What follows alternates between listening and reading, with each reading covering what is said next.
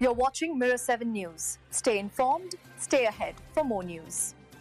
Hey everyone, here's the latest update on Hurricane Erin and why the U.S. East Coast is being urged to stay alert. Right now, Erin is a high-end Category 2 hurricane, brushing just north of the Bahamas, and it's already creating some serious dangers along the Atlantic coastline. Even though it's not expected to make landfall in the U.S., its massive size and powerful outer bands are generating life-threatening surf and rip currents from Florida all the way up to Canada. In North Carolina, the Outer Banks are facing the brunt of Erin's impact. Local authorities have declared states of emergency in Dare and Hyde counties, and mandatory evacuations are in place for Hatteras and Ocracoke Islands. Roads there, especially NC Highway 12, could soon be flooded and impassable, so residents are being urged to move to designated shelters. The National Weather Service has warned that storm surge combined with high tides could push water levels 2 to 4 feet above normal, leading to significant coastal flooding. Large waves, potentially over 20 feet,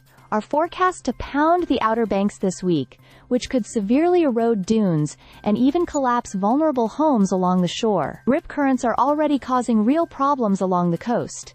In New Hanover County, North Carolina, at least 75 rescues were conducted on Monday alone, and a no-swim advisory has been issued at Wrightsville Beach through Friday. Officials are stressing that even on calm-looking days, the surf can be extremely dangerous because of Erin's strong offshore winds and slow movement, which prolong the hazardous conditions. To the south, the Bahamas and Turks and Caicos Islands have experienced flooding, power outages, and airport closures as Erin's outer bands swept through. Puerto Rico was also hit with heavy rain and widespread power outages when the storm's outer bands passed over the island. Interestingly, Erin intensified incredibly quickly over the past week, reaching Category 5 briefly over the weekend due to unusually warm Atlantic waters. While its current classification is Category 2, the threat from high surf, coastal flooding, and rip currents remains very real. Looking ahead, the Atlantic hurricane season shows no sign of slowing down.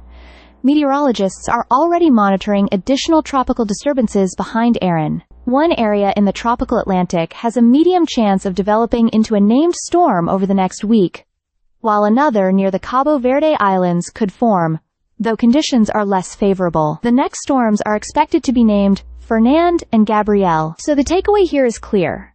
Even without a direct landfall, Hurricane Erin's size and power are creating dangerous conditions for anyone near the coast. Evacuations are being enforced where needed, high waves and rip currents are expected to persist through midweek, and residents and visitors along the East Coast are being urged to stay safe, avoid the water, and follow local guidance. The Outer Banks, in particular, are being closely watched as the storm continues its slow, lumbering journey northward. Stay subscribed for more videos.